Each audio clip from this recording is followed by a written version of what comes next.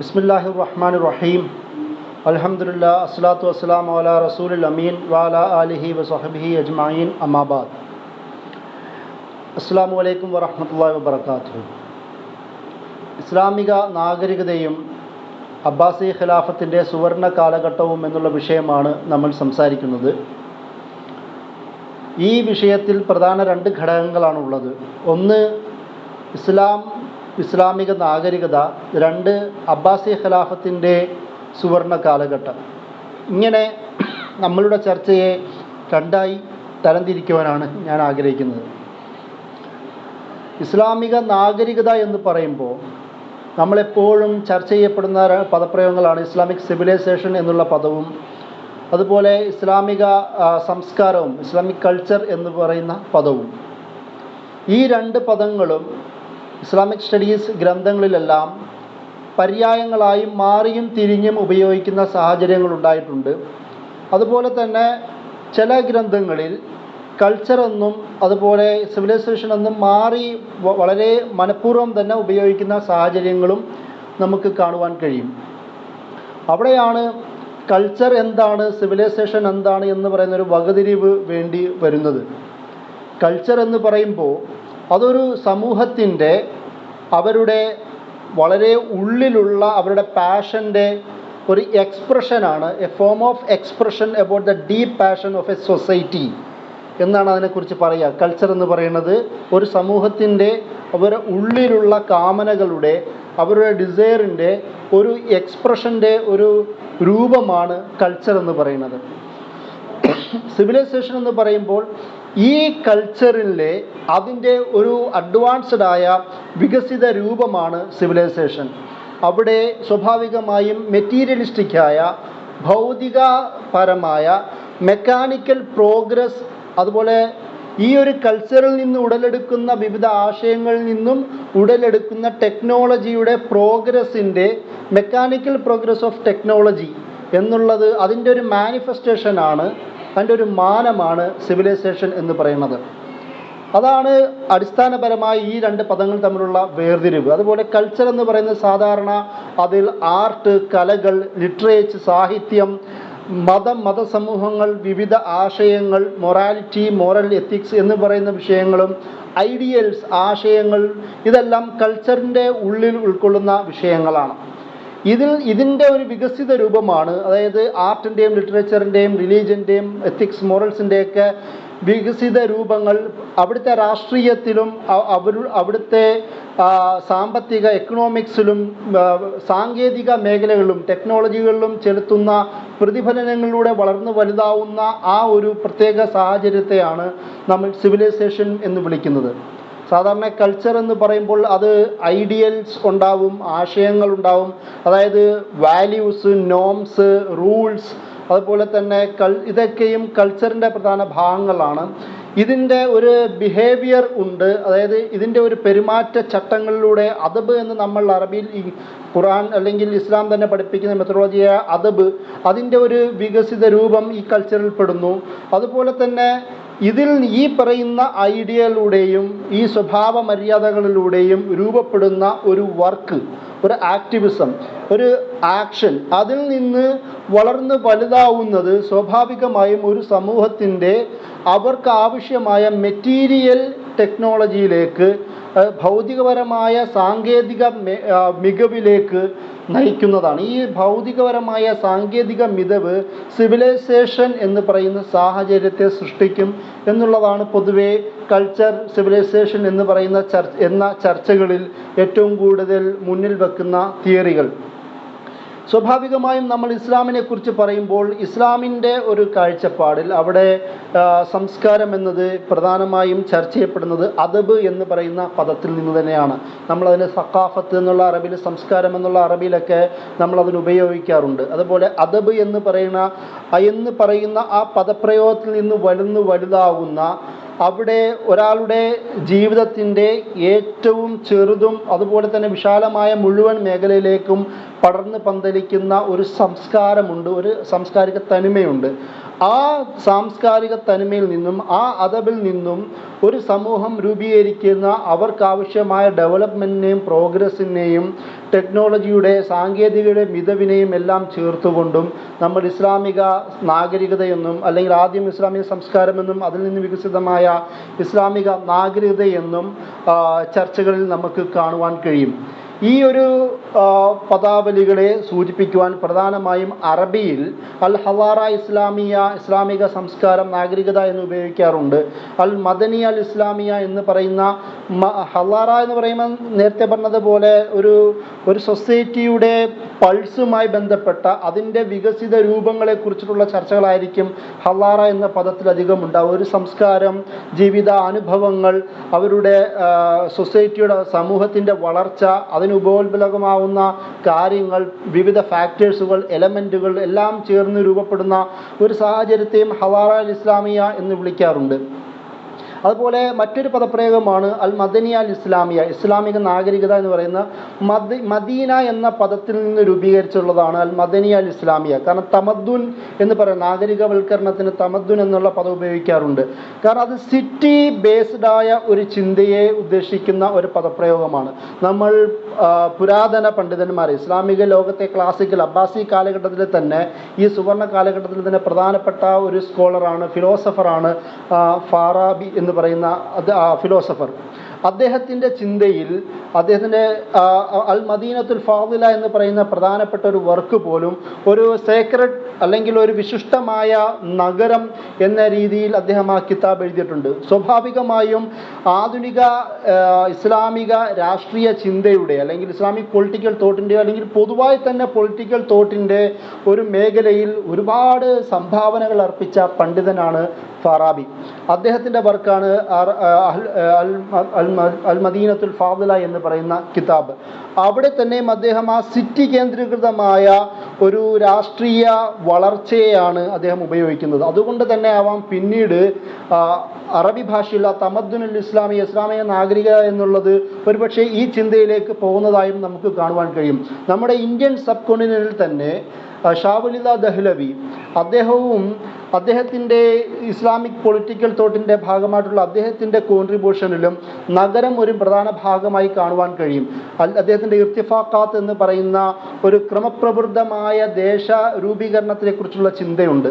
അതിൽ പ്രധാനമായും അദ്ദേഹം എടുത്തു പറയുന്നത് വ്യക്തി, വ്യക്തി, കുടുംബം, അതുപോലെ തന്നെ നഗരം, പിന്നെ ദേശം എന്ന് പറയുന്ന അവിടെ അദ്ദേഹം മദീന എന്ന് പറയുന്ന പൊസിഷനാണ് വെക്കുന്നത്. ഇങ്ങനെ അൽ മദീന അൽ മദനി അൽ ഇസ്ലാമിയ, ഇസ്ലാമിക നാഗരികത എന്നുള്ള ചിന്തയിൽ ആധുനികരായ ക്ലാസിക്കലായ പണ്ഡിതന്മാർ, വിവിധ കാലഘട്ടത്തിലുള്ള പണ്ഡിതന്മാരുടെ ചിന്തകളുടെ ഒരു സ്പർശനം പോലും വ്യക്തമാണ് ഇസ്ലാമിക പൊളിറ്റിക്കൽ തോട്ട് നോക്കുമ്പോൾ എന്ന് നമുക്ക് കാണുവാൻ കഴിയുന്ന ഒരു വസ്തുതയാണ്. മറ്റൊന്നാണ് സഖാഫ അൽ ഇസ്ലാമിയ എന്ന് വിളിക്കുന്ന ഇസ്ലാമിക സംസ്കാരവും അതുപോലെ തന്നെ നാഗരികതയും എന്നുള്ള അർത്ഥത്തിലും അത് ഉപയോഗിക്കാറുണ്ട്. സ്വാഭാവികമായും ഈ പദപ്രയോഗങ്ങളെല്ലാം ഈ ഇസ്ലാമിക നാഗരികതയെന്നും അല്ലെങ്കിൽ ഇസ്ലാമിക സംസ്കാരം എന്നും ഉപയോഗിക്കുന്ന പദങ്ങളിൽ മാറിയും തിരിഞ്ഞും ഉപയോഗിക്കാറുണ്ട് എന്നുള്ളത് വളരെ പ്രധാനപ്പെട്ട ഒരു വസ്തുതയാണ്. ഒരുപാട് പണ്ഡിതന്മാർ, ഞാൻ ആദ്യം പറഞ്ഞ ഫാറാബിക്ക് ശേഷം പിന്നീട് 15-ാം നൂറ്റാണ്ടിൽ ഏറ്റവും കൂടുതൽ ആധുനിക യൂറോപ്യൻ നവോത്ഥാനത്തിന് തന്നെ കാരണക്കാരായി എന്ന് യൂറോപ്യൻ പണ്ഡിതന്മാർ പോലും പറയുന്ന ഷെയ്ഖ് ഇബ്നു ഖൽദൂനിൻ്റെ ചിന്തകളിൽ പോലും ഈ ഒരു നഗര കേന്ദ്രീകൃതമായ, അതല്ലാതെ ഒരു സൊസൈറ്റിയുടെ വളർച്ചയ്ക്ക് ആവശ്യമായ ഒരു സിവിലൈസേഷണൽ സെറ്റപ്പിന് ആവശ്യമായ വിവിധ മൂവ്മെൻറ്റിനെ കുറിച്ചും അദ്ദേഹം സംസാരിക്കുന്നുണ്ട്. അതിൻ്റെ ഭാഗമായി അദ്ദേഹം പറയുന്ന അസബിയ ചിന്തയാണ്. അതായത് ഒരു സമൂഹം ആ സമൂഹത്തിന് ആവശ്യമായ വളർച്ചയ്ക്ക് ആവശ്യമായ എല്ലാ തരം മൂല്യങ്ങളെയും ഒരുമിച്ച് സ്വരൂപിക്കുകയും ആ മൂല്യങ്ങളിലൂടെ അത് മതകീയമാവട്ടെ, ആശയപരമാവട്ടെ, സാംസ്കാരികമാവട്ടെ, രാഷ്ട്രീയമാവട്ടെ, സാമ്പത്തികമാവട്ടെ, വിവിധ മേഖലയിലുള്ള ഈ ഒരു ഒത്തൊരുമയിലൂടെ ഒരു ഗ്രൂപ്പ്, ആ ഒരു സമൂഹത്തിൻ്റെ ഗ്രൂപ്പ് സോളിഡാരിറ്റിയിലൂടെ ആ ഒരു സമൂഹത്തിന് അത്യുന്നതയിൽ എത്തുവാൻ കഴിയുമെന്ന് ഇബ്നു ഖൽദൂൻ പറയുന്നുണ്ട്. അതും ഒരു നാഗരികതയുടെ ഒരു വളർച്ചയായിട്ട് നമുക്ക് ഇന്ന് വായിക്കുവാൻ കഴിയും. അതേ ഇബ്നു ഖൽദൂൻ തന്നെ സൈക്കിൾ തിയറി എന്ന് പറയുന്ന മറ്റൊരു തിയറി മുന്നോട്ട് വെച്ചിട്ടുണ്ട്. അതായത് ഒരു നാഗരികത അത്യുന്നതയിൽ നിൽക്കുമ്പോൾ ആ ഒരു അത്യുന്നതയിൽ നിൽക്കുന്ന സാഹചര്യത്തിൽ ആവശ്യമായ മൂല്യങ്ങൾ അതേപടി അവർ കീപ്പ് ചെയ്തില്ല എങ്കിൽ, സൂക്ഷിച്ചില്ല എങ്കിൽ, അവർ അത് സംരക്ഷിച്ച് നിർത്തിയില്ല എങ്കിൽ പിന്നീട് സ്വാഭാവികമായും അത് തകർച്ചയ്ക്ക് കാരണമാകുമെന്ന് ഇബ്നു ഖൽദൂൻ പറയുന്നത്. അതിനാണ് സൈക്കിൾ തിയറി. അതായത് ഉത്ഥാനത്തിന് ശേഷം സ്വാഭാവികമായും ആ ബാലൻസ് കീപ്പ് ചെയ്തില്ല എങ്കിൽ അത് പതനത്തിന് കാരണമാവുമെന്ന് പറയുന്നു. അതിനാണ് സൈക്കിൾ തിയറി എന്ന് പറയുന്ന ഇബ്നു ഖൽദൂൻ്റെ തിയറി എന്ന് ആ പേരിൽ അറിയപ്പെടുന്നത്. പിന്നീടും ഇസ്ലാമിനെ വിവിധ രീതിയിൽ സാംസ്കാരികമായും നാഗരികതമായും വായിച്ച ഒരുപാട് പണ്ഡിതന്മാരുണ്ട്. അതിൽ ഏറ്റവും കൂടുതലായി ഇന്നും ആധുനിക ലോകത്ത് ഇപ്പോഴും ചർച്ച ചെയ്യപ്പെടുന്ന സയ്യിദ് അബുൽ മൗദൂദിയുടെ ചിന്തയും ഇസ്ലാമിനെ കുറിച്ചിട്ടുള്ള, സംസ്കാരത്തെക്കുറിച്ചിട്ടുള്ള, നാഗരികതയെക്കുറിച്ചിട്ടുള്ള ചിന്തയും അത് ഏറ്റവും കൂടുതൽ പ്രസക്തവുമാണ്. കാരണം അദ്ദേഹം പറയുന്ന ഇസ്ലാം എന്ന് പറയുന്ന ഒരു കോംപ്രഹെൻസീവ് എൻകംപാസിങ് സിസ്റ്റമാണ്. എല്ലാ രീതികളെയും ഒരുമിച്ച് ഒരു കുടക്കീഴിൽ കൊണ്ടുവരാൻ കഴിയുന്ന ഒരു സിസ്റ്റം എന്ന നിലയിൽ ഇസ്ലാമിനെ അദ്ദേഹം മുന്നോട്ട് വെക്കുന്നുണ്ട്. അതിൽ രാഷ്ട്രീയം, സാമ്പത്തികം, സാമൂഹികം, ആത്മീയം, സാംസ്കാരികം എന്ന് തുടങ്ങുന്ന എല്ലാ മേഖലകളെയും ഒരുപോലെ കൈകാര്യം ചെയ്യാൻ പറ്റുന്ന ഒരു വ്യവസ്ഥയാണ് ഇസ്ലാം എന്ന് അദ്ദേഹം പറയുന്നു. അതുപോലെ തന്നെ അതിനുശേഷവും നിരവധി പണ്ഡിതന്മാർ, ഇപ്പോൾ സമകാലികനായ ബസാം തീബി അദ്ദേഹം ഇസ്ലാമിനെ കുറിച്ച് പറയുന്നത്, ഇസ്ലാം എന്ന് പറയുന്നത് ഒരു കൾച്ചറൽ സിസ്റ്റമായിട്ട് അദ്ദേഹം അതിനെ ഇൻട്രൊഡ്യൂസ് ചെയ്യുന്നുണ്ട്. ഇസ്ലാമിനെ അങ്ങനെ പരിചയപ്പെടുത്തുന്നുണ്ട്. ഒരു കൾച്ചർ സിസ്റ്റം എന്ന് പറയുമ്പോൾ സ്വാഭാവികമായും ഇസ്ലാമിൻ്റെ ആത്മീയമായ വളർച്ച അത് വളരണമെങ്കിൽ, ഒരാളുടെ ഈമാൻ വളരണമെങ്കിൽ അയാളുടെ പ്രവർത്തനങ്ങളിലൂടെയാണ്. വെറും വിശ്വാസം ഉണ്ടായാൽ മാത്രം ഈമാൻ വളരുകയില്ല, പ്രവർത്തനങ്ങളിലൂടെയാണ്. ആ പ്രവർത്തനം അതിനെ അദബെന്ന് പറയുന്നു. അദബെന്ന് പറയുമ്പോൾ ആ അദബ് ഈമാനിനോട് അനുകൂലമായും അനുപൂരകമായും വർദ്ധിക്കുകയും ഒരേപടി നന്മയിലേക്ക് മുന്നേറുകയും ചെയ്യുമ്പോൾ ഒരാളുടെ സ്വഭാവവും അയാളുടെ മാനർസവും ബിഹേവിയറും എല്ലാം കൂടുതൽ ഉത്തമമായി മാറുകയും ചെയ്യുന്ന ഒരു സാഹചര്യം ഇസ്ലാം പഠിപ്പിക്കുന്നുണ്ട്. ഈമാനും കർമ്മവും ഒരുപോലെ സമാന്തരമായി പോകുന്ന ആ വളർച്ചയെ പഠിപ്പിക്കുന്നുണ്ട്. അതുകൊണ്ട് തന്നെ ഒരാളുടെ സ്വാഭാവികമായ വളർച്ചയിൽ, ആ വളർച്ചയിലെ കൾച്ചറിൻ്റെ ഒരു അത്യുന്നത ഭാവം ഉണ്ടാക്കുവാൻ ഇസ്ലാമിന് കഴിയുന്നു എന്നുള്ളത്. അതുകൊണ്ട് തന്നെ അതൊരു കൾച്ചറൽ സിസ്റ്റമായിട്ടാണ് ബസാം തീബി ഇസ്ലാമിനെ പരിചയപ്പെടുത്തുന്നത്. ഇങ്ങനെ നിരവധി വായനകൾ കൾച്ചറുമായിട്ടും അതുപോലെ തന്നെ നാഗരികതയുടെ ഒരു രൂപീകരണത്തിന് പോലും ഇസ്ലാമിന് കഴിയുമെന്നുള്ള മൗലാന മൗദൂദിയുടെയും സെയ്ദ് ഖുത്തുബിൻ്റെയും മുഹമ്മദ് ഖുത്തുബിൻ്റെയും കർലാവിയുടെയും റാഷിദ് ഖന്നൂഷിയുടെയും ഹഡ്സൻ തുറാബിയുടെയും അടക്കമുള്ള വിവിധ ആധുനികരും മുൻകാലങ്ങളിലുള്ള പണ്ഡിതന്മാരുടെ വർത്തമാനങ്ങളുടെ കടന്നു പോകുമ്പോൾ ഇസ്ലാമിൻ്റെ നാഗരികതയെക്കുറിച്ചുള്ള ചിത്രം കാണാം. ഇതെന്തുകൊണ്ടാണ് ഞാനിത് പറയുന്നതെന്ന് വെച്ചാൽ നമ്മുടെ ചർച്ചയുടെ രണ്ടാം ഭാഗത്തിലേക്കാണ് നമുക്ക് കിടക്കേണ്ടത്. സ്വാഭാവികമായും ഇങ്ങനെയുള്ള ഒരു നാഗരികത, ഒരു സംസ്കാരം ഇസ്ലാമിന് പ്രദാനം ചെയ്യാൻ കഴിഞ്ഞിട്ടുണ്ട്, ഇനി കഴിയും, അത് അതേപടി നിൽക്കുവാനുള്ള കപ്പാസിറ്റി ഇസ്ലാമിനുണ്ട് എന്ന് പറയുവാൻ വേണ്ടിയിട്ടാണ്. സ്വാഭാവികമായും അതിൻ്റെ ഏറ്റവും നല്ലൊരു ഉദാഹരണമാണ് അബ്ബാസി കാലഘട്ടത്തിലെ സുവർണ കാലഘട്ടം എന്ന് പറയുന്നത്. 750 അബ്ബാസി ഖിലാഫത്ത് 750 അബ്ബാസി ഖിലാഫത്ത് സ്ഥാപിതമാവുന്നത്. അബുൽ അബ്ബാസ് സഫാഹ് എന്ന് പറയുന്ന അദ്ദേഹമാണ് ഈ അബ്ബാസി ഖിലാഫത്തിൻ്റെ രൂപീകരണത്തിലേക്ക് നയിക്കുന്നത്. 750 മുതൽ 861 വരെ നീണ്ടു നിൽക്കുന്ന കാലഘട്ടത്തെയാണ് പ്രധാനമായും അബ്ബാസി ഖിലാഫത്തിൻ്റെ സുവർണകാലം, അതായത് രാഷ്ട്രീയമായ സുവർണ കാലഘട്ടം എന്ന് പറയുന്നത്. സ്വാഭാവികമായും 861 ശേഷവും ഏകദേശം 1200 വരെയുള്ള കാലഘട്ടമെങ്കിൽ പോലും സാംസ്കാരികമായ വൈജ്ഞാനികപരമായ ആ പ്രദേശങ്ങളിൽ ഒരു ഉന്നമനം, ഔന്നത്യം ലഭിച്ചിട്ടുണ്ട് എന്ന് സത്യമാണെങ്കിൽ പോലും ഈ സാംസ്കാരികമായ വൈജ്ഞാനികമായ ഇൻ്റലക്ച്വൽ അക്കാദമികപരമായ കാര്യങ്ങൾക്ക് നേതൃത്വം കൊടുക്കാൻ പറ്റുന്ന കപ്പാബിളായ യോഗ്യരായ ഭരണകർത്താക്കൾ ഉണ്ടായത് ഏകദേശം മുത്തവക്കിലിൻ്റെ കാലഘട്ടം വരെയാണ്. അതായത് അബുൽ അബ്ബാസ് സഫ 750 മുതൽ 54 വരെ അദ്ദേഹം ഭരിക്കുന്നു. അതിനുശേഷം അദ്ദേഹത്തിൻ്റെ ശേഷം മൻസൂറാണ് വരുന്നത്. 754 മുതൽ 775 വരെ കാലഘട്ടം ഭരിക്കുന്നു. അതിനുശേഷം അൽ മഹദിയും അദ്ദേഹത്തിൻ്റെ പുത്രനാണ് ഹാദി. ഇവർ ഭരിക്കുന്നതിന് ശേഷമാണ് 786 ഹാറൂൺ അൽ റഷീദ് എന്ന് പറയുന്ന ഭരണാധികാരി അബ്ബാസി ഖിലാഫത്തിൻ്റെ ഖലീഫയായി മാറുന്നത്. ഏകദേശം 786 ഭരിക്കുന്ന ഹാറൂൺ റഷീദ് 809 വരെ നീണ്ട കാലഘട്ടം ഭരിക്കുവാൻ അവസരം ലഭിച്ച ഒരു ഭരണകർത്താവാണ്. സ്വാഭാവികമായും അബ്ബാസി ഖിലാഫത്തിൻ്റെ ചരിത്രത്തിൽ ഏറ്റവും ശക്തനായ ഭരണാധികാരി അല്ലെങ്കിൽ ഏറ്റവും നല്ലവനായ ഭരണാധികാരി എന്നുള്ള പേര് പൊതുവെ ഇസ്ലാമിക് ഹിസ്റ്റോറിയന്മാരും പണ്ഡിതന്മാരും കൊടുക്കുന്നത് ഹാറൂൺ റഷീദിനാണ്. ഈ ഹാറൂൺ റഷീദിൻ്റെ കാലത്താണ് അബ്ബാസി ഖിലാഫത്തിൻ്റെ ഏറ്റവും അക്കാദമികമായ വൈജ്ഞാനികമായ അത്യുന്നതയിലെത്തുന്നത്. നമ്മൾ സ്വാഭാവികമായും ഇദ്ദേഹത്തിൻ്റെ കാലത്ത് തന്നെയാണ് ഒരുപാട് ഇമാമുമാരുടെ സാന്നിധ്യം, ഫിഖ്ഹിൻ്റെ വളർച്ചയുടെ സാന്നിധ്യം ഹാറൂൺ റഷീദിൻ്റെ കാലഘട്ടത്തിലാണ്. അദ്ദേഹത്തിന് ശേഷവും പിന്നീട് നീണ്ടു പോകുന്നുണ്ട്. ഹാറൂൺ റഷീദിൻ്റെ കാലത്ത് തന്നെയാണ് ബൈത്തുൽ ഹിക്മ എന്ന് വിളിക്കുന്ന ഹൗസ് ഓഫ് വിസ്ഡം എന്ന് വിളിക്കപ്പെടുന്ന ബൈത്തുൽ ഹിക്മ എന്ന് പറയുന്ന ആ ഒരു ലൈബ്രറിയുടെയോ അല്ലെങ്കിൽ ആ ഇൻസ്റ്റിറ്റ്യൂഷൻ്റെയോ സ്ഥാപനത്തിൻ്റെ തുടക്കം കുറിക്കുന്നത്. സ്വാഭാവികമായും അദ്ദേഹത്തിൻ്റെ രണ്ടാമത്തെ മകനായ മഅ്മൂനാണ് അതിനെ കൂടുതൽ വിശാലമാക്കുന്നത്. ഹാറൂൺ റഷീദാണ് അത് തുടക്കമിടുന്നെങ്കിൽ പോലും മഅ്മൂനാണ് അത് കൂടുതൽ വിശാലമാക്കുന്നത്.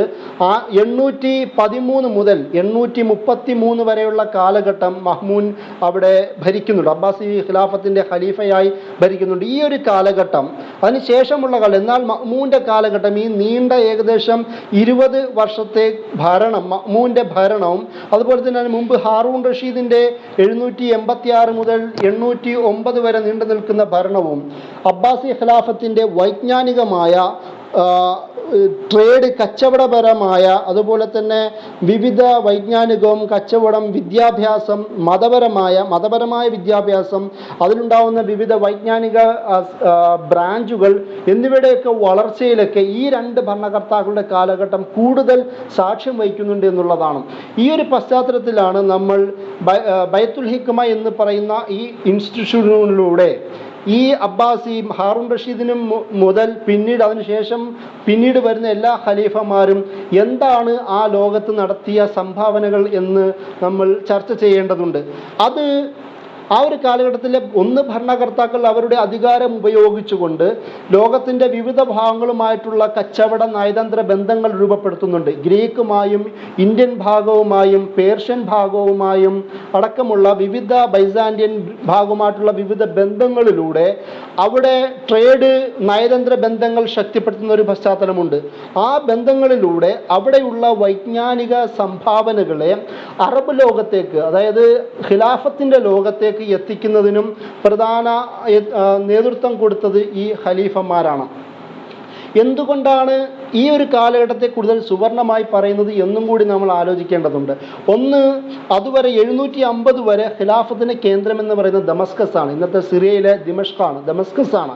അവിടുന്ന് ഇവർ പിന്നീട് 762 ഖലീഫ മൻസൂർ ബാഗ്ദാദ് സിറ്റി സ്ഥാപിക്കുകയും അങ്ങോട്ട് മാറ്റുന്നതോടുകൂടി സ്വാഭാവികമായും നിരവധി സംസ്കാരങ്ങളുടെ ഒരു മേള, ഒരു മിക്സ്ചർ സങ്കലനം ഉണ്ടാക്കുവാൻ ഖലീഫ മൻസൂറിന് കഴിയുന്നുണ്ട്. അത് ബാഗ്ദാദിലൂടെയാണ്. കാരണം അറബ് ഭാഗമായ ദമസ്കസിൽ നിന്ന് മാറി ഇറാഖിലേക്ക്, അതായത് പേർഷ്യൻ ഭാഗത്തിൻ്റെ നല്ല സ്പർശമുള്ള സാന്നിധ്യമുള്ള ഇറാഖിലേക്ക് മാറി അവിടെ ബാഗ്ദാദ് സിറ്റി സ്ഥാപിക്കുകയും ആ ബാഗ്ദാദിൽ അതിനുശേഷം അവിടെ തന്നെ ഒരുപാട് ട്രേഡ് സിൽക്ക് റോഡുകളുള്ള, അതുപോലെ സിൽക്ക് റോഡ് എന്ന് പറയുന്ന ലോകത്തെ തന്നെ ഏറ്റവും അറിയപ്പെട്ട വ്യവസായിക ഒരു കണക്ഷനാണല്ലോ സിൽക്ക് റോഡ്, അതുമായി നന്നായി ബന്ധിപ്പിക്കാൻ പറ്റുന്നൊരു ഭാഗം കൂടിയായിരുന്നു ബാഗ്ദാദ്. അങ്ങനെ നയതന്ത്ര മേഖലയിലും മിലിറ്ററി മേഖലയിലും കച്ചവട മേഖലകളിലും അതുപോലെ തന്നെ വിവിധ രാഷ്ട്രങ്ങളെ ഒരുപോലെ ബന്ധിപ്പിക്കാൻ പറ്റുന്ന സ്ഥലമെന്ന നിലയിലും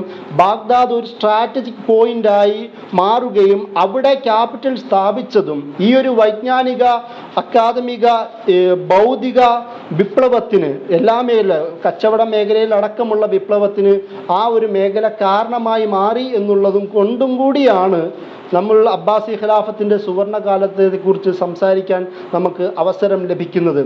ഇതായിരുന്നു അതിനുള്ള കാരണം. ഈ ഒരു പശ്ചാത്തലത്തിലൂടെയാണ് പിന്നീട് ഹാറൂൺ റഷീദ് വരികയും ഈ ഒരു പശ്ചാത്തലം ഒരുക്കി വെച്ച സാഹചര്യത്തിൽ നിന്ന് വിവിധ ലോകവുമായും വൈജ്ഞാനിക, വിദ്യാഭ്യാസ, കച്ചവട, നയതന്ത്ര ലോകവുമായിട്ടുള്ള നന്നായി സുഭദ്രമായ ബന്ധങ്ങൾ ഉണ്ടാക്കുകയും അതിൽ കൂടി ഉണ്ടാക്കിയെടുത്ത ഈ സുവർണ കാലഘട്ടമാണ് നമ്മൾ സംസാരിക്കുന്ന സുവർണ കാലഘട്ടം.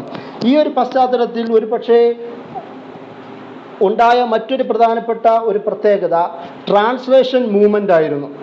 വിവിധ ഇന്ത്യയിൽ നിന്നുള്ള സംസ്കൃത ഭാഷകളിലുള്ള വിവിധ ഭാഷകളിലുള്ള കിതാബുകൾ അവിടെ എത്തുക, ഗ്രീക്ക് റോമൻ ബുക്കുകൾ അവിടെ എത്തുക, അതുപോലെ തന്നെ പേർഷ്യൻ വർക്കുകളും അവിടെ എത്തുക, അതുപോലെ തന്നെ അതിന് പറ്റുന്ന തരത്തിലുള്ള ശക്തരായ ട്രാൻസ്ലേറ്ററിനെ നിയമിക്കുക. ഉദാഹരണം, സിറിയൻ ക്രിസ്ത്യാനികളെ ഉപയോഗിച്ചുകൊണ്ട് സിറിയക് ഭാഷയിലുള്ള പഴയ അവരുടെ തന്നെ ക്ലാസിക്കൽ രചനകളെ അറബ് ലോകത്തേക്ക് പരിചയപ്പെടുത്തുക, അറബിയിലേക്കും അതുപോലെ തന്നെ പേർഷ്യൻ ഭാഗത്തേക്കും പേർഷ്യയിലേക്കും അങ്ങോട്ടും ഇങ്ങോട്ടും ട്രാൻസ്ലേറ്റ് ചെയ്യുക.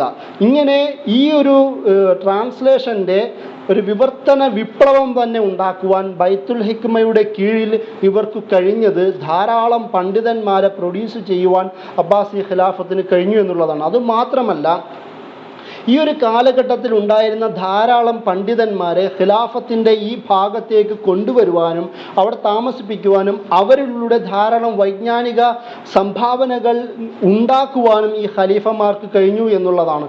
നിരവധി പണ്ഡിതന്മാർ നമ്മൾ ഈ കാലഘട്ടത്തിൽ നോക്കുമ്പോൾ കാണുവാൻ കഴിയും. ഒരുപാട് പണ്ഡിതന്മാർ, അതായത് നമ്മളുടെ ഫുഖഹാക്കൾ അടക്കമുള്ള നിരവധി പണ്ഡിതന്മാർ, തത്വചിന്തകരായ ഒരുപാട് പേർ, അതുപോലെ തന്നെ ഡോക്ടേഴ്സ്, ഫിസീഷ്യന്മാരായ ധാരാളം പേർ, ആ ഒരു സാഹചര്യത്തിൽ തന്നെ ഉണ്ടാക്കിയ നിരവധി കച്ചവട ബന്ധങ്ങളിലൂടെ ഉണ്ടാക്കിയെടുത്ത നിരവധി ആൾക്കാർ, അതുപോലെ മാത്തമാറ്റീഷ്യൻസ്മാർ, ഒരുപാട് ധാരാളം പണ്ഡിതന്മാരെ ഈ ഒരു ബൈത്തുൽ ഹിക്മയോടോ അല്ലെങ്കിൽ അബ്ബാസി ഖിലാഫത്തിൻ്റെ ഈ സുന്ദരമായ കാലഘട്ടത്തിൽ പ്രൊഡ്യൂസ് ചെയ്യുവാൻ കഴിഞ്ഞു എന്നുള്ളതാണ് വസ്തുത. അവിടെ ചിലവരെ നമുക്ക് ഒന്ന് എടുത്തു നോക്കാം. ഉദാഹരണം, മെഡിക്കൽ രംഗത്ത് ഏറ്റവും കൂടുതൽ സംഭാവന നൽകുവാൻ ഈ കാലഘട്ടത്തിൽ കഴിഞ്ഞു. അതിൽ പ്രധാനപ്പെട്ട ഒരു പണ്ഡിതനെയാണ് മുഹമ്മദ് ബിൻ സക്കരിയ റാസി. 2 റാസിമാരാണ് ഇസ്ലാമിക് ഹിസ്റ്ററിയിൽ, ഇസ്ലാമിക് സ്റ്റഡീസിൽ കൂടുതൽ പോപ്പുലർ ആയിട്ടുള്ളത്. ഒന്ന് ഇമാം റാസിയാണ്, അദ്ദേഹം തഫ്സീർ മുഫസ്സിറാണ്. അദ്ദേഹം തഫ്സീറും മുഫസ്സിറും ഒരു ഫിലോസഫറും കൂടിയാണ്. ഇദ്ദേഹം മുഹമ്മദ് ബിൻ സക്കരിയ റാസി എന്നത് 854 ജനിക്കുകയും 925 മരിക്കുകയും ചെയ്ത ഒരു ഫിസീഷ്യനാണ്, ഡോക്ടറാണ് സക്കരിയ റാസി. ഇദ്ദേഹത്തെ തന്നെയാണ് ആധുനിക ഇസ്ലാമിക് മെഡിസിൻ്റെ ഫാദർ എന്ന് ഇദ്ദേഹത്തെ വിളിക്കുവാനുണ്ട്. അതുപോലെ തന്നെ ഇദ്ദേഹത്തിൻ്റെ ഒരുപാട് നിരീക്ഷണങ്ങൾ പിന്നീട് ഗ്രീക്കിലേക്ക് ട്രാൻസ്ലേറ്റ് ചെയ്യപ്പെടുകയും അത് വെസ്റ്റിൽ കൂടുതൽ സ്വാധീനം നേടുകയും ചെയ്തിട്ടുള്ളതായും നമുക്ക് ചരിത്രം വായിക്കുമ്പോൾ മനസ്സിലാക്കാൻ കഴിയും. ഇദ്ദേഹം തന്നെയാണ് ആദ്യമായി മനസ്സും ശരീരവും തമ്മിലുള്ള ഒരു കണക്ഷനെ കുറിച്ച് ചിന്തിക്കുന്നത്, അതിനെക്കുറിച്ച് എഴുതുന്നത്. അതുപോലെ തന്നെ ആ ഒരു ചിന്തയുടെ പ്രത്യേകത നിങ്ങൾ ആലോചിച്ച് നോക്കുക. സാധാരണ രോഗങ്ങൾ ഉണ്ടാവുന്നത് ഒരു മാനസികമായ ഒരു തലവും കൂടി രോഗങ്ങൾക്ക് പുറകിലുണ്ട് എന്ന് പറയുന്നുണ്ട്.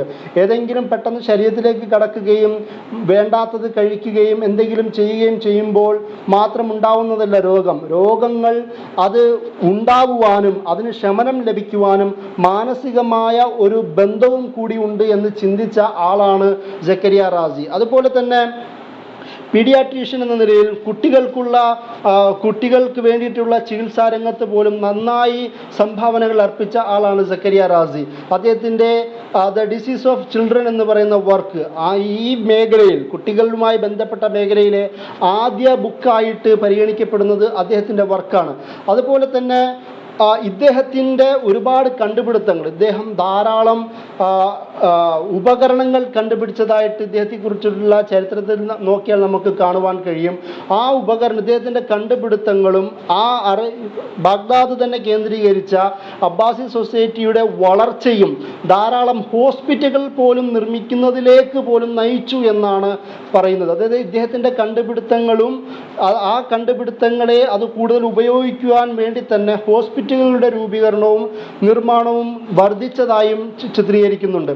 ഇദ്ദേഹത്തിൻ്റെ തന്നെ ഒരുപാട് ചിന്തകളുടെ ഒരു പിന്തുടർച്ചയാണ് ഇബ്നു സീന എന്ന് പറയുന്ന മറ്റൊരു പ്രധാനപ്പെട്ട ചിന്തകനിൽ നമുക്ക് കാണുവാൻ കഴിയുന്നത്. ഇബ്നു സീന എന്ന് പറയുന്ന ഒരേ സമയം അരിസ്റ്റോട്ടിൽ, സോക്രട്ടീസ് എന്ന് പറയുന്ന ഗ്രീക്ക് ഫിലോസഫേഴ്സിൻ്റെ ചിന്തകൾക്ക് വിശദീകരണം എഴുതിയ ആളാണ്. അതുപോലെ തന്നെ ഒരുപാട് ഇസ്ലാമിക യൂനാനി മെഡിക്കൽ മേഖലകളിലെല്ലാം ധാരാളം കോൺട്രിബ്യൂഷൻ സമർപ്പിച്ച ഖാനൂൻ ഫി തിബ് എന്ന് പറയുന്ന ആ വർക്ക് എഴുതിയ മഹാനായ പണ്ഡിതനും കൂടിയാണ് ഇബ്നു സീന. ഇബ്നു സീനയുടെ കാലത്ത് തന്നെ പ്രമുഖനായ മറ്റൊരാളാണ് അൽബിറൂനി. അൽബിറൂനിയും സ്വാഭാവികമായും അദ്ദേഹത്തിൻ്റെ ജിയോഗ്രഫി, അതുപോലെ തന്നെ ആന്ത്രോപോളജി, ഏരിയ സ്റ്റഡീസ് അടക്കമുള്ള വിവിധ മേഖലകളിലാണ് അൽബിറൂനിയുടെ കോൺട്രിബ്യൂഷൻ എങ്കിൽ പോലും, അതുപോലെ തന്നെ ഗോളശാസ്ത്രജ്ഞൻ, കമ്പാരിറ്റീവ് റിലീജിയസ് സ്റ്റഡീസ് മേഖലയിലൊക്കെ അൽബിറൂനിയുടെ ബന്ധമുണ്ടെങ്കിൽ പോലും അൽബിറൂനിയും ഇബ്നു സീനയും തമ്മിൽ കണ്ടുമുട്ടുന്ന ചരിത്ര സന്ദർഭങ്ങൾ പോലുമുണ്ട്. അവരും ഇന്ന് ജീവിക്കുന്ന ഈ കൊറോണ പോലുള്ള പലവിധ മഹാമാരികളും അന്ന് ആ സമൂഹത്തിൽ നേരിട്ടപ്പോൾ അത് ഡീല് ചെയ്യുവാൻ വേണ്ടിയിട്ടുള്ള ചിന്തകൾ ഈ രണ്ട് പണ്ഡിതന്മാർ പോലും ഒരുമിച്ച് സംസാരിക്കുന്നതായിട്ടുള്ള ചരിത്ര സന്ദർഭങ്ങൾ നമുക്ക് കാണുവാൻ കഴിയും. അതിൻ്റെ പേരിൽ സിനിമകൾ പോലും പ്രൊഡ്യൂസ് ചെയ്തിട്ടുണ്ട് എന്നുള്ളതും വളരെ ശ്രദ്ധേയമായ ഒരു വസ്തുതയാണ്. ഇബ്നു സീന എന്നതുപോലെ തന്നെ ഞാൻ നേരത്തെ പറഞ്ഞതുപോലെ വേറെയും നിരവധി സഹ്റാവിനെ പോലുള്ള വേറെ ഈ പശ്ചാത്തലത്തിൽ തന്നെ വേറെയും മറ്റു ഭാഗങ്ങളിലും പണ്ഡിതന്മാർ ഇസ്ലാമിക ലോകത്ത് ഉണ്ടായിട്ടുണ്ട്. എന്നതുപോലെ മെഡിസിൻ രംഗത്ത് എന്നതുപോലെ തന്നെ വേറെയും മാത്തമാറ്റിക്സ്, അൽഗോരിതം പോലുള്ള മേഖലകളിൽ ഒരുപാട് കോൺട്രിബ്യൂഷൻ അർപ്പിച്ച പണ്ഡിതന്മാരും ഈ സുവർണ കാലഘട്ടത്തിൽ തന്നെയാണ്. അതിൽ അൽ ഖവാരിസ്മി എന്ന് പറയുന്ന 750 ജനിച്ച പ്രമുഖനായ പണ്ഡിതൻ, ഒരുപക്ഷെ ആൽജിബ്ര എന്ന് ലോകത്തിന് തന്നെ ഒരു പുതിയ ടേം സമ്മാനിപ്പിച്ചത് ഖവാരിസ്മിയുടെ അൽ കിതാബുൽ ജബർ വൽ മുഖാബല എന്ന് പറയുന്ന രചനയുടെ ഒരു സംഗ്രഹമാണ് അൽജിബ്ര എന്ന് പറയുന്ന ഇംഗ്ലീഷ് അല്ലെങ്കിൽ ഗ്രീക്ക് പദം പോലും. അത്രത്തോളം ഒരു കോൺട്രിബ്യൂഷൻ പൊതുവായ വൈജ്ഞാനിക ലോകത്ത് കോൺട്രിബ്യൂഷൻ അർപ്പിക്കാൻ കഴിഞ്ഞ ആളാണ് ഇദ്ദേഹം. ഈ ഖവാരിസ്മി പോലും അദ്ദേഹത്തിൻ്റെ ചിന്താ വികാസനത്തിന് ഇന്ത്യയിൽ നിന്ന് ലഭിച്ച മാത്തമാറ്റിക്സുമായി ബന്ധപ്പെട്ട വിവരങ്ങളെയും കൂടുതൽ ഉപയോഗിച്ചതായും നമുക്ക് കാണുവാൻ കഴിയും. അതുപോലെ തന്നെ ധാരാളം കാൽക്കുലേഷനുമായി ബന്ധപ്പെട്ട ഈ മേഖലയിൽ ഗണിതവുമായി ബന്ധപ്പെട്ട ധാരാളം വർക്കുകൾ അദ്ദേഹവുമായും ചേർത്ത് വെക്കുവാൻ നമുക്ക് കാണുവാൻ കഴിയും. അതുപോലെ തന്നെ മറ്റൊരു പ്രധാനപ്പെട്ട പണ്ഡിതനാണ് ഇബ്നു ഹൈസം. ഇന്ന് നമ്മൾ ഉപയോഗിക്കുന്ന മൊബൈൽ ക്യാമറ എന്ന് പറയുന്ന എല്ലാത്തിൻ്റെയും ഒരു തുടക്കം അത് കണക്ട് ചെയ്യപ്പെടുന്നത് ഇബ്നു ഹൈസമിൻ്റെ വർക്കുകളിലേക്കാണ്. അദ്ദേഹമാണ് ഒരു ക്യാമറയുടെ തുടക്കം അല്ലെങ്കിൽ ടെലിവിഷൻ എന്ന് പറയുന്ന ചിന്തകളുടെയൊക്കെ ഒരു തുടക്കം ഇബ്നു ഹൈസമിൻ്റെ ചിന്തകളിലേക്കാണ് എത്തിച്ചേരുന്നത്. നേരത്തെ പറഞ്ഞതുപോലെ ഈ മാത്തമാറ്റിക്സ് അതുപോലെ തന്നെ മെഡിക്കൽ മേഖലയിലുള്ള പണ്ഡിതന്മാരെ പോലെ തന്നെ ഫിലോസഫിയിലും ധാരാളം പണ്ഡിതന്മാരെ ഈ ഒരു കാലഘട്ടത്തിൽ നമുക്ക് കാണുവാൻ കഴിയും. അതിൽ ഏറ്റവും പ്രമുഖനായ ഒരാളാണ് അൽ കിന്ദി എന്ന് പറയുന്ന മാത്തമാറ്റിക്സിനെയും ഗ്രീക്ക് ഫിലോസഫിയെയും ഇസ്ലാമിക് ഫിലോസഫിയെയും പേർഷ്യൻ ഫിലോസഫിയെയും എല്ലാം ഒരുപോലെ മിക്സറായി ഉപയോഗിച്ചുകൊണ്ട് ഒരു തത്വചിന്താപരമായ ഒരു മേഖലയിലേക്ക് വളരെ ഉയർന്ന സംഭാവനകൾ അർപ്പിച്ച ആളാണ് അൽ കിന്ദി. ഞാൻ നേരത്തെ പറഞ്ഞതുപോലെ അൽബിറൂനിയും അബൂ നസർ മൻസൂറും അടക്കമുള്ള ഫാറാബി അടക്കമുള്ള ഇബ്നു സീന, അൽബിറൂനി നിരവധി പണ്ഡിതന്മാരും ഈ മേഖലയിൽ തത്വചിന്തയുടെ ഫിലോസഫിയുടെ മേഖലകളിലും ശക്തമായ സംഭാവനകൾ അർപ്പിച്ചിട്ടുണ്ട്. അതുപോലെ നമുക്ക് മറ്റൊരു മേഖലയാണ് ലിറ്ററേച്ചർ അതുപോലെ തന്നെ ആർക്കിടെക്ചർ, കലാവിരുന്നുകളും അതിൻ്റെ വാസ്തുവിദ്യയുമായി ബന്ധപ്പെട്ട മേഖലകളിലും അബ്ബാസി ഖിലാഫത്തിൽ നിരവധി സംഭാവനകൾ ഉണ്ടായിട്ടുണ്ട്. ഇപ്പോൾ അലിഫ് ലൈല വലൈല പോലുള്ള ഷാഹ്നാമ പോലുള്ള നിരവധി രചനകളും കവിതകളും ഈ ഒരു കാലഘട്ടത്തിൽ രൂപപ്പെട്ടതായും നമുക്ക് കാണുവാൻ കഴിയും.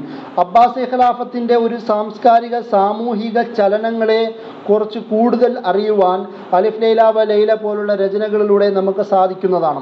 അതുപോലെ കാലിഗ്രഫി, അറബസ്ക്, പോയട്രി, റൈറ്റിംഗ്, ആർക്കിടെക്ചർ അന്ന് തുടങ്ങിയ വിവിധ മേഖലകളിലും ഈ അബ്ബാസി ഖിലാഫത്തിൻ്റെ സുവർണ കാലഘട്ടത്തിൽ നിരവധി ശ്രദ്ധേയമായ സംഭാവനകൾ ഉണ്ടായിട്ടുണ്ട് എന്നുള്ളതും മറ്റൊരു വസ്തുതയാണ്. ഉദാഹരണം, ആർക്കിടെക്ചറിൻ്റെ കാലഘട്ടത്തിൽ അറബസ്ക് എന്ന് പറയുന്ന പുതിയ ഒരു തരം ടച്ച്, അറബ് അതുപോലെ തന്നെ പേർഷ്യൻ സാംസ്കാരിക തനിമയുടെ ഒരു മിശ്രിത രൂപം എന്ന നിലയിലൊക്കെ ആർക്കിടെക്ചറിൻ്റെ ലോകത്തും വിവിധ സംഭാവനകളും നമുക്ക് കാണുവാൻ കഴിയും. അതുപോലെ ഈ മിനറേറ്റുകളുടെ രൂപീകരണം കൂടുതൽ പള്ളികളിലും ഈദ് ഖാൻഖാകളിലും അടക്കമുള്ള വിവിധ ഈ മതകേന്ദ്രീകൃത സ്ഥാപനങ്ങളിലും വിദ്യാഭ്യാസ സ്ഥാപനങ്ങളിലുമെല്ലാം കുബ്ബകൾ, മിനറേറ്റുകൾ രൂപപ്പെടുന്നതെല്ലാം അധികവും അബ്ബാസി ഖിലാഫത്തിൻ്റെ കാലഘട്ടത്തിലാണ്. സ്വാഭാവികമായും അത് പേർഷ്യൻ സംസ്കാരവുമായിട്ടുള്ള ഇവരുടെ ഇടപെടലുകൾ അതിൻ്റെ കാരണമായിട്ടുണ്ടാവാം. മറ്റൊരു കാരണം, അബ്ബാസി ഖിലാഫത്തിൻ്റെ കാലഘട്ടത്തിൽ പേർഷ്യൻ സംസ്കാരവുമായും അവിടുത്തെ ജനവും വിഭാഗവുമായും നല്ല രീതിയിലുള്ള ഒരു സാംസ്കാരിക രാഷ്ട്രീയ ഇടപെടലും കൂടി വർദ്ധിച്ചിരുന്നു. കാരണം അമവി കാലഘട്ടത്തിൽ പ്രധാനമായും ചരിത്രകാരന്മാർ തന്നെ പറയുന്നത് അറബികളിലേക്ക് ഫോക്കസ് ചെയ്ത, അറബികളെ അഡ്മിനിസ്ട്രേറ്റീവ് രംഗത്ത് ഉപയോഗിക്കുന്ന, അറബികളുടെ വൈജ്ഞാനിക മികവിനെ കൂടുതൽ പ്രാമുഖ്യം നൽകുന്ന ഒരു ഡൈനാസ്റ്റിയായിരുന്നു അമവി ഡൈനാസ്റ്റി. എന്നാൽ അതിൽ നിന്ന് ഭിന്നമായി പേർഷ്യൻ സംസ്കാരത്തെയും വിവിധ ലോകങ്ങളിലെ വിവിധ സംസ്കാര വിഭാഗങ്ങളെയും അവരുടെ സാംസ്കാരിക ചർച്ചകളിലും അഡ്മിനിസ്ട്രേറ്റീവ് ചർച്ചകളിലും ഭരണരംഗത്തും വിവിധ മതമേഖലകളിലുമെല്ലാം ഒരുപോലെ എൻഗേജ് ചെയ്യിപ്പിക്കുവാൻ അബ്ബാസി ഖിലാഫത്ത് കഴിഞ്ഞു എന്നത് ഈ ഭാഗങ്ങളിലെ വിവിധ സാംസ്കാരിക ചിഹ്നങ്ങൾ ഇസ്ലാമിക ലോകത്ത് തന്നെ കൂടുതൽ പ്രാമുഖ്യവും പിന്നെ വ്യാപനവും ലഭിക്കുവാൻ കാരണമായിട്ടുണ്ട് എന്നതും മറ്റൊരു വസ്തുതയാണ്. ഞാൻ നേരത്തെ പറഞ്ഞതുപോലെ ട്രാൻസ്ലേഷൻ രംഗത്തും അതുപോലെ തന്നെ ട്രാൻസ്ലേഷൻ രംഗത്ത് ശക്തമായ സംഭാവനകൾ അർപ്പിച്ച മറ്റൊരു കാര്യമാണ് പ്രിന്റിംഗ് സംവിധാനം ഈ അബ്ബാസി ഖിലാഫത്തിൽ തന്നെ ഉണ്ടാവുന്നത്. അതിലെ ഏറ്റവും നല്ലൊരു ഉദാഹരണമാണ് ഈ ചൈനീസ് ഡൈനാസ്റ്റി ആയിരുന്ന താങ് ഡൈനാസ്റ്റിയുമായിട്ട് 751 അബ്ബാസികൾ തമ്മിലൊരു യുദ്ധം ഉണ്ടാകുന്നുണ്ട്. ആ യുദ്ധത്തിനാണ് ബാറ്റിൽ ഓഫ് തലാസ് എന്ന പേരിലാണ് അറിയപ്പെടുന്നത്. ആ യുദ്ധത്തിൽ താങ് ഡൈനാസ്റ്റിയെ പരാജയപ്പെടുത്തുകയും അവരുടെ കയ്യിലുണ്ടായിരുന്ന ഈ പ്രിന്റിംഗ് വ്യവസ്ഥ സംവിധാനത്തെ അബ്ബാസികൾ ബാഗ്ദാദിലേക്ക് അല്ലെങ്കിൽ അവരുടെ ഭരണ മേഖലയിൽ ഉപയോഗിക്കുകയും ഈ സംവിധാനത്തിലൂടെ ധാരാളം മുസ്ലാമിക ലോകത്തു തന്നെ ഒരു വൈജ്ഞാനിക വിപ്ലവത്തിന് പ്രിന്റിംഗ് ഉപകരണം അതിൻ്റെ സാന്നിധ്യവും വഴിയൊരുക്കി എന്ന് ചരിത്രകാരന്മാർ പറയുന്നുണ്ട്. അല്ലാതെ ഈ യുദ്ധത്തിലൂടെ അല്ലാതെ തന്നെയും ചൈനക്കാരുമായും വിവിധ രാഷ്ട്രങ്ങളുമായിട്ടുള്ള ബന്ധത്തിലൂടെയും അബ്ബാസികൾ ഈ പേപ്പർ രൂപീകരണത്തിലൂടെയും ഈ വിവിധ കച്ചവട നയതന്ത്ര ബന്ധത്തിലൂടെയും അവരുടെ വൈജ്ഞാനിക മികവിനെ കൂടുതൽ ഉപയോഗപ്പെടുത്തിയിരുന്നു എന്നും കാണുവാൻ കഴിയും. കാരണം ചൈനക്കാരുമായിട്ടുള്ള ഇടപെടലുകളിലൂടെ അബ്ബാസി ഖിലാഫത്തിൽ പ്രിന്റിംഗ് സംവിധാനങ്ങൾ എത്തുകയും പേപ്പറുകളുടെ രൂപീകരണം ഉണ്ടാവുകയും അത് പിന്നീട് അബ്ബാസി ഖിലാഫത്തിൽ നിന്ന് യൂറോപ്യർ കടമെടുത്തതുമായിട്ടാണ് ചരിത്രത്തിൽ നമുക്ക് കാണുവാൻ കഴിയുന്നത്. അതുപോലെ ഈ പ്രിന്റിംഗ് സംവിധാനം ബുക്കുകൾ കൂടുതൽ ഉണ്ടാവുവാനും ആ ബുക്കുകൾ മുസ്ലിം ലോകത്ത് കൂടുതൽ വ്യാപിക്കുവാനും കാരണമായിട്ടുണ്ട് എന്നാണ് പറയുന്നത്. പ്രമുഖനായ പണ്ഡിതനായ AR മുഅ്മിൻ അദ്ദേഹത്തിൻ്റെ ഇസ്ലാം and the promotion of knowledge എന്ന് പറയുന്ന ഒരു വർക്ക് ഈ വിഷയവുമായി ബന്ധപ്പെട്ട് മുസ്ലാമിക ലോകത്തിൻ്റെ വൈജ്ഞാനിക മേഖലകളിൽ സംഭവിച്ച ചരിത്ര നിമിഷങ്ങളെക്കുറിച്ച് ഏറ്റവും നന്നായി വിശദീകരിച്ച ഗ്രന്ഥങ്ങളിലൊന്നാണ് AR മുഅ്മിൻ്റെ Islam and the promotion of knowledge എന്ന് പറയുന്ന വർക്ക്. ആ വർക്കിൽ അദ്ദേഹം എങ്ങനെയാണ് ഇസ്ലാമിക പണ്ഡിതന്മാർ നോളജ് പ്രൊമോഷൻ ചെയ്തത്, പ്രൊമോഷൻ ഓഫ് നോളജ് എന്ന് പറയുന്ന എന്നത് നടപ്പിലാക്കിയതെന്ന് അദ്ദേഹം ചിന്തിക്കുന്നുണ്ട്.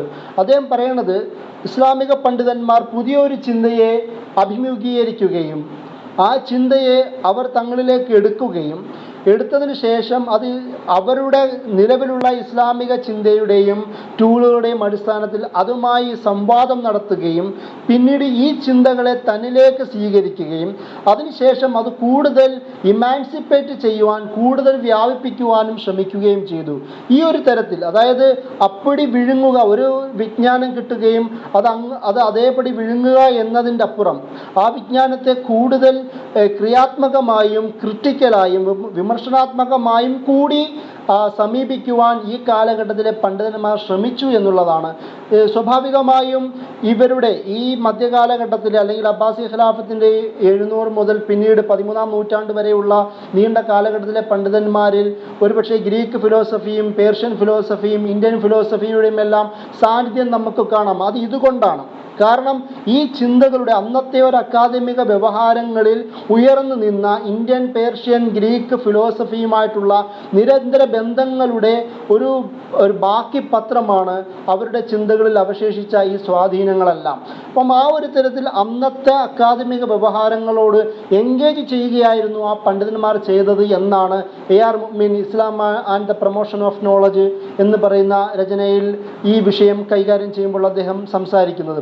അതുപോലെ ട്രേഡ് മേഖലകളിലും ഈ ഞാൻ നേരത്തെ പറഞ്ഞതുപോലെ ബാഗ്ദാദും കണക്ട് ചെയ്യുന്ന സിൽക്ക് റോഡുമായി ബന്ധപ്പെട്ട ആ റൂട്ട്, ആ വ്യാപാര മേഖല ഉപയോഗിച്ചുകൊണ്ട് തന്നെ അഗ്രികൾച്ചറൽ മേഖലയിലും അതിനാവശ്യമായ ഇറിഗേഷൻ ചാനലിനെ കുറിച്ചുള്ള പുതിയ വിദ്യകൾ കടമെടുക്കുന്നതിലും അബ്ബാസി ഖിലാഫത്തിൻ്റെ ഈ കാലഘട്ടം കൂടുതൽ ഉപയോഗപ്പെടുത്തിയിരുന്നു. അതുപോലെ തന്നെ അരി, കോട്ടൺ, പഞ്ചസാര അടക്കമുള്ള കാര്യങ്ങൾ ഇന്ത്യയിൽ നിന്ന് ഇമ്പോർട്ട് ചെയ്യുവാൻ ഈ ഒരു കാലഘട്ടത്തിൽ കൂടുതൽ ഉപയോഗപ്പെടുത്തിയിരുന്നു.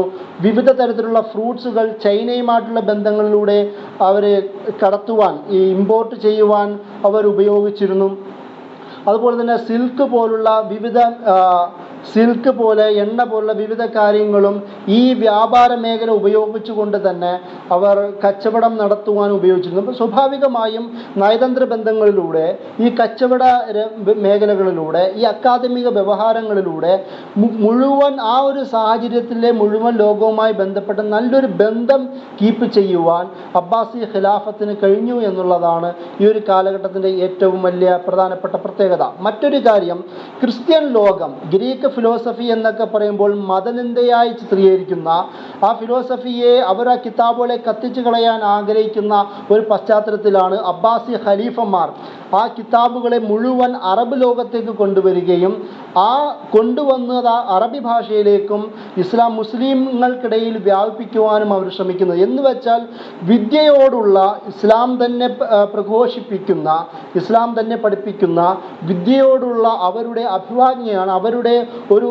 ആഗ്രഹമാണ് ഈ തരത്തിലുള്ള അറിവുകളോടും വിവിധ നൂതന ആശയങ്ങളോടും ഇടപെടുവാൻ ഈ അബ്ബാസി ഖിലാഫത്തിൻ്റെ ഈ പണ്ഡിതന്മാരെയും ഭരണകർത്താക്കളെയും പ്രേരിപ്പിച്ചത് എന്നതും കൂടി നമ്മൾ ഈ ഒരു അവസരത്തിൽ ശ്രദ്ധിക്കേണ്ട ഒരു വസ്തുതയാണ്. ഇങ്ങനെ ഒരു സുവർണ കാലഘട്ടം വിദ്യയിലൂടെ, കച്ചവടങ്ങളിലൂടെ, നയതന്ത്ര ബന്ധങ്ങളിലൂടെ, വിവിധ സംസ്കാരങ്ങളുമായിട്ടുള്ള പോസിറ്റീവായ ഇടപെടലുകളിലൂടെ, അതുപോലെ തന്നെ ഈ മേഖലകളിലൂടെ മുസ്ലിം സൊസൈറ്റിയുടെ തന്നെ സാംസ്കാരിക വളർച്ചയ്ക്ക് ഉപയോഗിക്കാൻ പറ്റുന്ന തരത്തിൽ പണ്ഡിതന്മാരെ രൂപീകരിക്കുന്നതും ആ പണ്ഡിതന്മാരെ ഭരണം ഉപയോഗിച്ചുകൊണ്ട് തന്നെ, അധികാരം ഉപയോഗിച്ചുകൊണ്ട് തന്നെ അവരെ കൂടുതൽ അക്കമഡേറ്റ് ചെയ്യുവാനും അബ്ബാസി ഖിലാഫത്തിൻ്റെ ഈ കാലഘട്ടങ്ങളിൽ അവരുടെ ഭരണകർത്താക്കൾ ശ്രമിച്ചു എന്നുള്ളതും ഖിലാഫത്തിൻ്റെ ഈ കാലഘട്ടം കൂടുതൽ സുവർണമായി നിൽക്കുവാൻ കാരണമായി മാറിയിട്ടുണ്ട് എന്നുള്ളതാണ്.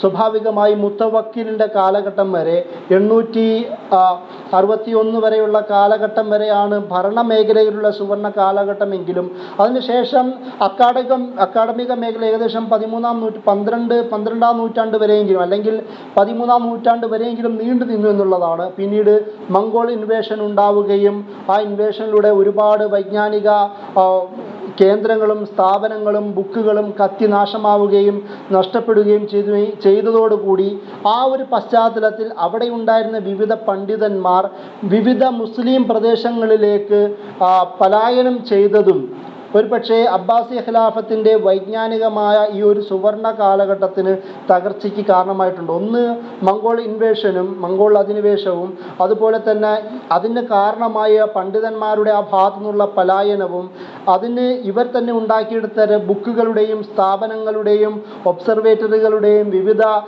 സംഘാടനങ്ങളുടെയും നശീകരണവുമെല്ലാം സുവർണ കാലഘട്ടം എന്ന് പറയുന്ന ഒരു പശ്ചാത്തലം ഇല്ലാതാവാനും കാരണമായിട്ടുണ്ട്. ഞാൻ നേരത്തെ പറഞ്ഞതുപോലെ, ഇബ്നു ഖൽദൂൻ തന്നെ പറഞ്ഞതുപോലെ, ഒരു സമൂഹത്തിൻ്റെ അവരുടെ ആശയപരമായ, സാംസ്കാരികപരമായ, അതുപോലെ തന്നെ ഭൗതികമായ, രാഷ്ട്രീയമായ, സാമ്പത്തികമായ ഒരു ഉയർച്ച, ആ ഉയർച്ച ഒരു സമൂഹത്തിൻ്റെ വൈജ്ഞാനികമായ, നാഗരികമായ വളർച്ചയ്ക്ക് കാരണമാവും.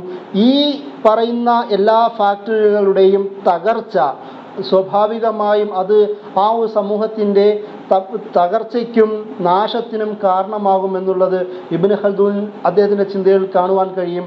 ആ ഒരു ചിന്തയെ തന്നെ നമുക്കൊരു ഫ്രെയിംവർക്കായി ഉപയോഗിക്കുകയാണെങ്കിൽ സ്വാഭാവികമായും അബ്ബാസി ഖിലാഫത്തിൻ്റെ തകർച്ചയ്ക്കും ഇതേ ഒരു പശ്ചാത്തലം തന്നെയാണ്, അത് തന്നെയാണ് നമുക്ക് കാണുവാൻ കഴിയുന്നത് എന്ന് ഈ ഒരു സാഹചര്യത്തിൽ ഒരു സമൂഹത്തിൻ്റെ വളർച്ചയ്ക്ക് വേണ്ടത് അവിടുത്തെ പൊളിറ്റിക്കൽ സോളിഡാരിറ്റിയാണ്, അതുപോലെ തന്നെ വൈജ്ഞാനികമായ വളർച്ചയാണ്.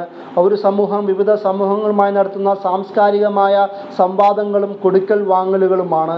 അതിൻ്റെ കൂടെ തന്നെ ഭൗതികമായ വളർച്ചയാണ്, സാങ്കേതിക മികവുകളാണ്. ഈ മികവുകൾ ഒരു സമൂഹത്തിലുണ്ടെങ്കിൽ സ്വാഭാവികമായും അവിടെ ഒരു നാഗരികമായ വളർച്ചയ്ക്ക് ഇനിയും സാധ്യതകളുണ്ട്. ഇസ്ലാം അതിനാവശ്യമായ പ്രതലം ഒരുക്കി കൊടുത്തതും കൊണ്ടും കൂടിയാണ് അബ്ബാസി ഖിലാഫത്തിന് ഇത്രത്തോളം ഉയർന്നു നിൽക്കാൻ കഴിഞ്ഞത് എന്ന് പറഞ്ഞുകൊണ്ട് ഞാൻ എൻ്റെ വാക്കുകൾ അവസാനിപ്പിക്കുന്നു. അസ്സലാമു അലൈക്കും.